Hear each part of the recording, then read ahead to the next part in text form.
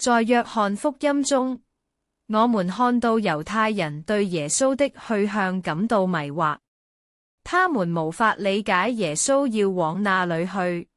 他們以為耶穌是要回到散居在希臘的猶太人之中教導外邦的希臘人，而全然不明白耶穌的真正使命。散居在希臘的猶太人是一個充滿文化交融的群體，他們在當地的社會中扮演着獨特的角色。面對這樣的背景，耶穌的教導不僅是宗教的宣揚，也是在不同文化之間的碰撞與交流。耶穌的話語因其深奧而常常被誤解。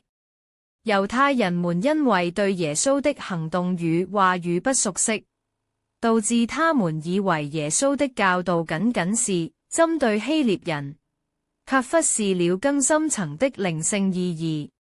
像一場雞同鴨講，彼此都在溝通，卻難以理解對方。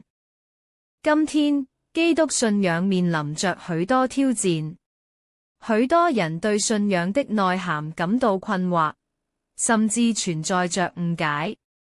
正如猶太人對耶穌的話語那樣，很多時候我們所說的，對方可能是將其理解為完全不同的意思。這也是信仰傳遞上需要克服的障礙。重新認識耶穌的教導，是當代信徒必須面對的課題。透過多元的對話與深入的反思，我們能夠更接近那真正的意義。信仰的核心是理解與連結，而不單止於字面上的解讀。我們要學會用心去傾聽，並開放心靈去接受那份真理。